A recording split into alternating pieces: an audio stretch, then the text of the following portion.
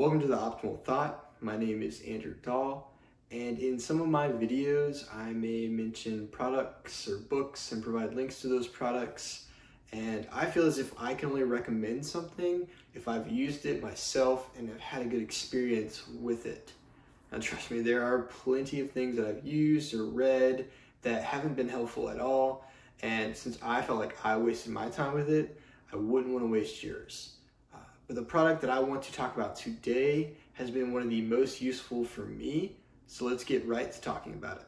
Okay, so the product that I'm going to talk about today is the Full Focus Planner by Michael Hyatt Company. Now I'm going to give a brief overview and then we're actually going to show you the product, walk through it, and show you why it's just incredibly useful. So the Full Focus Planner was designed to optimize the life of its creator, and that's Michael Hyatt. But after using it myself, I believe that it can optimize anybody's life. Now, this isn't just a planner that you can go to the store and pick up and it has a spot for you to write a meaningless to-do list on. Now, true, it does have a place for you to put the things that you need to accomplish for the day.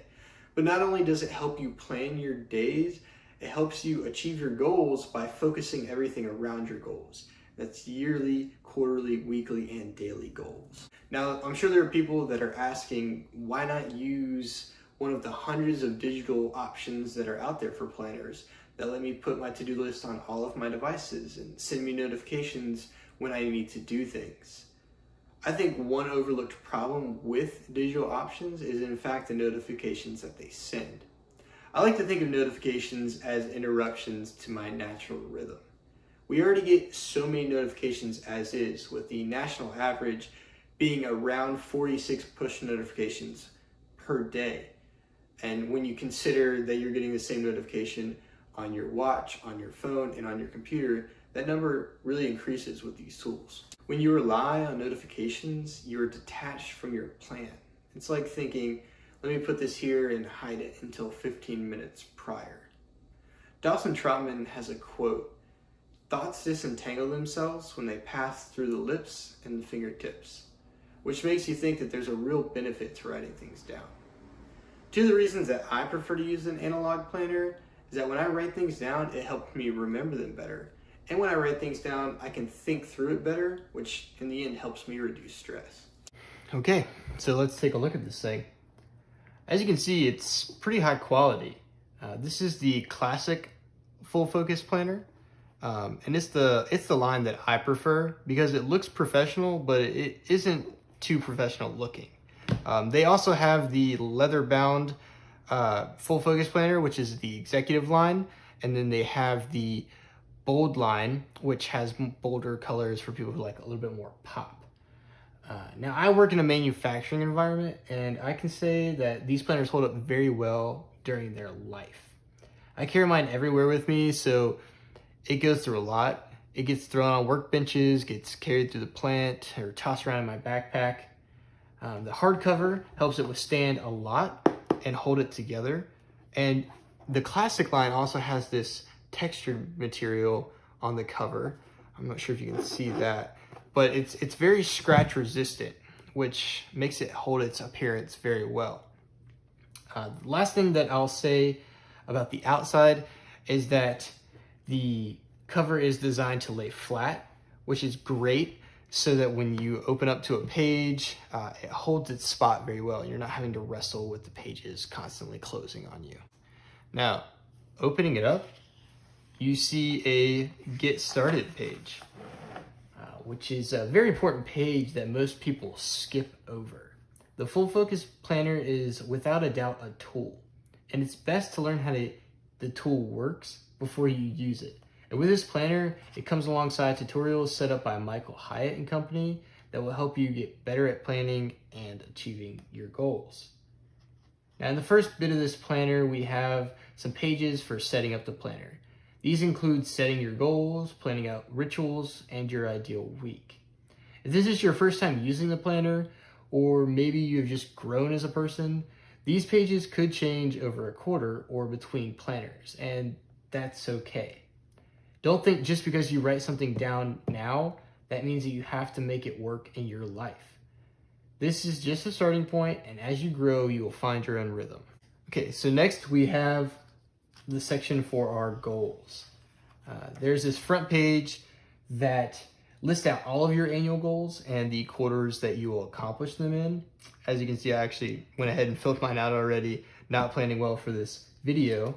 But flipping over, you have your goal detail page. And this is where the goal actually becomes something. The first area is the goal summary. And this is where you'll write your goal using the SMARTER framework.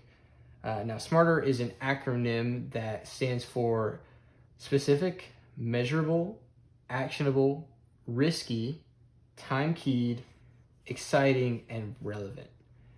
So your goal summary should incorporate all of these attributes.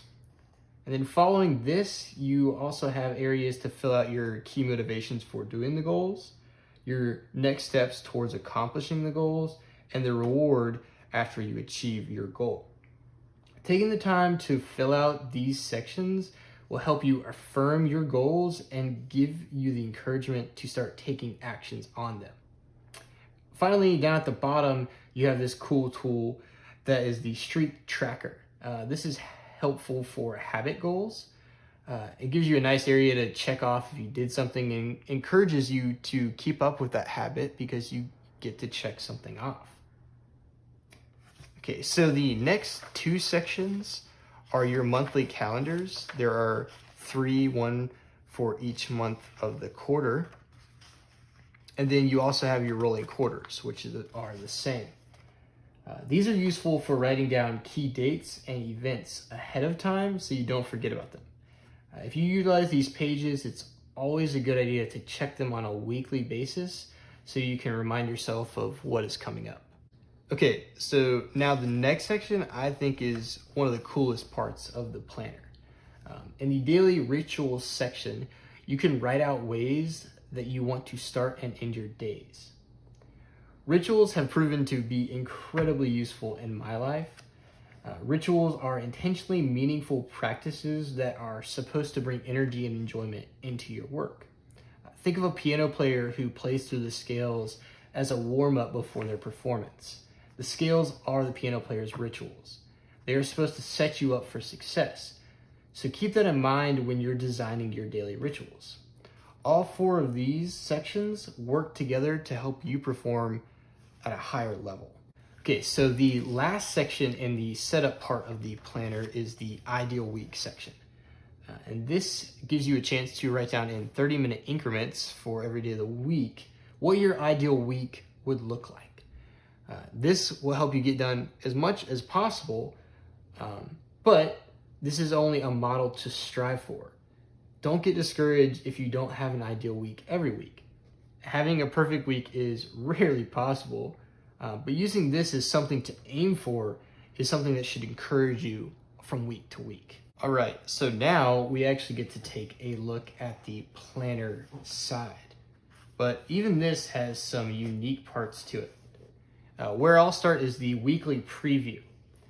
This is supposed to be in between your weeks. And if you've seen some of my previous videos, and if you haven't, you should go watch them. You know that I am a big fan of reflecting on my previous week and using that as I move forward.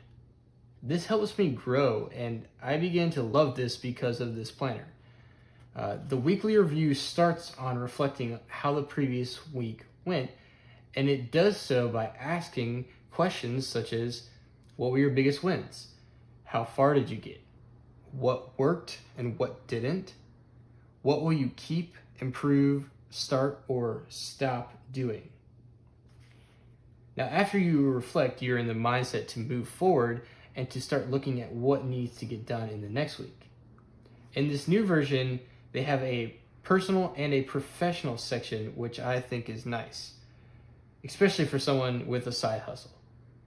Also, something that is new is the weekly view page, which is good for those of you who want to put events or meetings in the respective days ahead of time. Next, you'll see step 5, which is the weekly big 3. Now, this is pretty much your 3 weekly goals.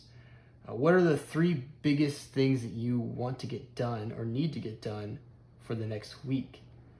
Ideally, these should be steps that get you closer to your quarterly goals, and I like to write these in the SMARTER framework as well. Finally, we have the self-care planner, which helps you plan for rest, rejuvenation throughout the week, which how you take care of yourself is a huge part in being productive. The last thing that I want to talk about in the review is the daily section. Now, as you can see that there is plenty space to write what you need to do for the day, to take notes. Most planners only give you a small section, but this planner gives you 2 pages, which is very nice. Now, if you look over here to the left, you will see a similar section to one found in the weekly preview, and this is the daily big 3. And ideally, these 3 items will get you one step closer to your weekly big 3. But if you only have one big thing that you need to get done for the day, don't feel like you have to make up 2 more just to fill out this list completely. Just having 1, 2, or 3 things is completely fine. So below, you also have this other task section where you can put smaller things that you need to get done. I find this section useful to write out my immediate steps that I need to take to accomplish one of my daily big 3. So I'll break my weekly big 3 into my daily big 3, and sometimes these will actually break my daily big 3 up a little bit more. Over here, we have a scheduler that is useful for writing what times you have commitments. And you will also see that you have a checkable reminder up here to do your rituals. Now, the whole page on the right gives you an area to take notes, which is very useful because I feel like most other planners, again, don't give you enough space for notes. All 7 days of the week are the same, so you don't get cut short for it being a weekend. Okay, so that's my review and walkthrough for the Full Focus Planner by Michael Hyatt Company. Again, this has been one of the most useful tools for me, and I use it on a daily basis. So I'm going to put a link to the product in the description below, so feel free to give it a try.